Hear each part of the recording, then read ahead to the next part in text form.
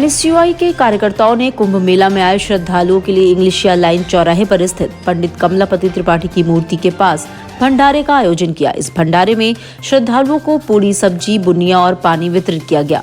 संगठन के प्रदेश अध्यक्ष ऋषभ पांडे ने कहा कि वाराणसी में किसी भी प्रकार की व्यवस्था नजर नहीं आ रही है। हमारा उद्देश्य है कि वाराणसी से आए श्रद्धालुओं को किसी भी प्रकार की परेशानी का सामना न हो और कोई भी भूखा पेट न सोए। नाविक समाज के सदस्यों ने सोमवार को गंगा में नावों का संचालन पूरी तरह बंद रखा। घाट किनारे सैकड़ों नावें कतारे में लगी रहीं, लेकिन कोई भी नाव गंगा में नहीं चली। जेल में बंद नाविकों की रिहाई और पुलिस उत्पीड़न के खिलाफ नाविक समाज ने ये निर्णय लिया है। मां गंगा निषाद राज सेवा न्यास के अध्यक्ष प्रमोद मांझी का आरोप है कि प्रशासन लगातार नाविकों का उत्पीड़न कर रहा है। जब तक गिरफ्तार किए गए नाविकों को रिहा नहीं किया जाएगा, तब तक नाव का संचालन बंद रहेगा। यहाँ पर लोगों को एकत्रित कर लामबंद किया है और ये तब तक चलता रहेगा जब हम लोगों के बीच में आकर इस बात की पुष्टि न हो जाए कि नहीं, जो होना था हो गया। आगे से आप लोगों के ऊपर किसी तरह की जाति नहीं होगी और हमारे जिन जिन भाइयों को जेल में बंद किया गया उनकी रिहाई हो और आगे से ऐसे किसी भी सिस्टम को हमारे ऊपर न लगाया जाए जो हमारे सिस्टम में बनता नहीं है।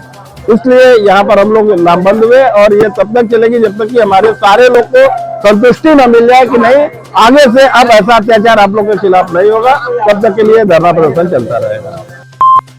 जेल दिवस के अवसर पर केंद्रीय कारागार में खेल प्रतियोगिता का आयोजन किया गया, जिसमें दौड़, रस्साकशी, बोराबंद दौड़ समेत अन्य प्रतिस्पर्धाएं रही। इसमें जेल कर्मियों के साथ ही जेल में निरुद्ध बंदियों ने भी बढ़ चढ़कर हिस्सा लिया। 100 मीटर दौड़ में चक्र संख्या 1 के रंजीत कुमार प्रथम, चक्र संख्या 5 के किशन यादव, चक्र संख्या 3 के आलोक कुमार तृतीय रहे। बोरा दौड़ में चक्र संख्या 3 के आशुतोष उर्फ राहुल मिश्रा प्रथम, चक्र संख्या 4 के परम फूल द्वितीय, चक्र संख्या 1 के मनोज कुमार तृतीय रहे।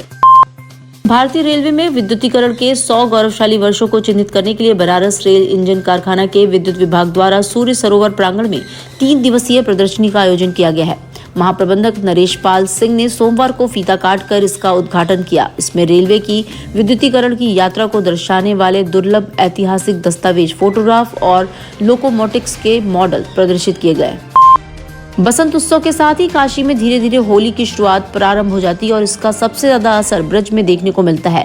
ब्रज में लगभग 40 दिनों तक बसंत उत्सव के साथ ही होली का उत्सव भी प्रारंभ हो जाता है। वहीं काशी में जगह जगह होली जहां पर सजाती है, वहां पर सांकेतिक रूप से एक रेल का वृक्ष गाड़ दिया जाता है। जहां पर भी होलिका सजनी होती है, वो स्थान पहले से ही सुनिश्चित होता है।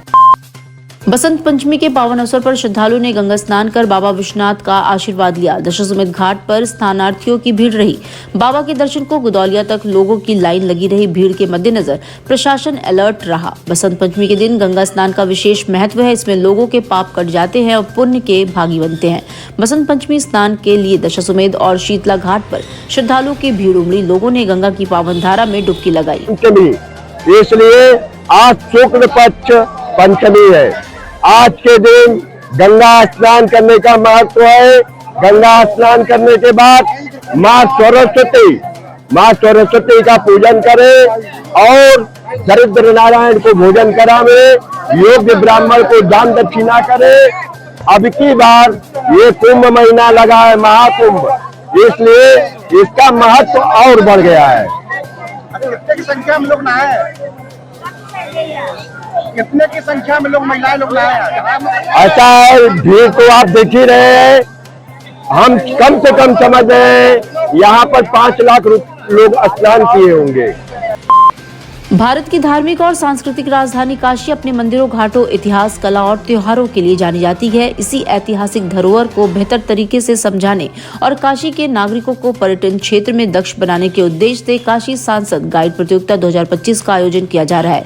इसकी जानकारी सोमवार को मुख्य विकास अधिकारी हिमांशु नागपाल ने दी। ये प्रतियोगिता 20 से 28 फरवरी 2025 तक आयोजित की जाएगी, ताकि काशी जो विश्व में आज एक पर्यटन का हब बनकर सामने आया है, उसमें हर व्यक्ति इस गतिविधि से जुड़ पाए और एक टूरिस्ट गाइड की तरह एक अपने आप को विकसित कर पाए और काशी की संपूर्ण जानकारी प्राप्त कर पाए। इसीलिए इस प्रतियोगिता का आयोजन किया गया है, जिसमें जो छुपे हुए टैलेंट एक्सप्लोर करने का हम एक मौका सभी को देंगे। इसमें 2 आयु वर्गों में 18 वर्ष से कम और 18 वर्ष से अधिक 2 आयु वर्गों में इस प्रतियोगिता का आयोजन किया जा रहा है। 10 थीमें इसके अंदर हैं जिसमें काशी के घाट, काशी विश्वनाथ मंदिर, सारनाथ, काशी का इतिहास, काशी के त्यौहार, काशी के हैंडीक्राफ्ट, काशी का खान पान, काशी एवं धर्म, काशी के संत और काशी एवं संगीत। इसमें 3 प्रतियोगिताएं आयोजित हो रही हैं। जो पहला है डेक्लेमेशन एवं प्रेजेंटेशन, दूसरा है निबंध प्रतियोगिता, तीसरा है रील मेकिंग प्रतियोगिता। ऐसे और डेक्लेमेशन दो चरणों में होगा, 2 आयु वर्गों में होगा, 18 वर्ष से अधिक और 18 वर्ष से कम और अधिक।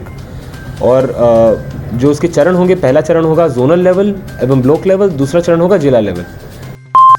सर्व विद्या की राजधानी काशी हिंदू विश्वविद्यालय अपने 110वें स्थापना दिवस पर वासंती रंगों में सराबोर हुई।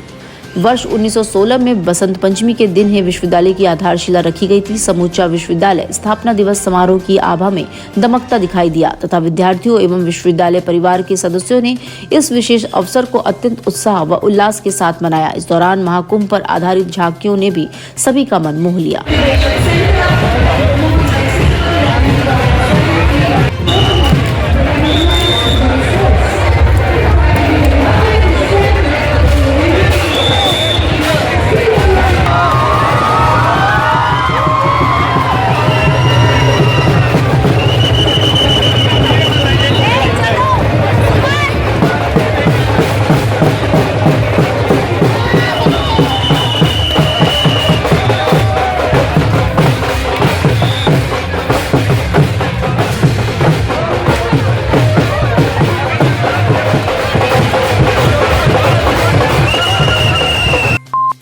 बसंत पंचमी के शुभ अवसर पर श्री काशी विश्वनाथ धाम में मां सरस्वती की विशेष पूजा और आराधना की गई। इस अनुष्ठान में मां सरस्वती के विग्रह का विधिपूर्वक पूजन और अर्चन किया गया। इस अवसर पर काशी की परंपराओं का ध्यान रखते हुए बाबा विश्वनाथ की पंचबदन रजत मूर्ति का विशेष अलंकरण किया गया और महादेव का तिलक उत्सव भी संपन्न हुआ। तिलक उत्सव के दौरान चारों वेदों की ऋचाओं का पाठ किया गया और महादेव का विधिपूर्वक अभिषेक भी किया गया।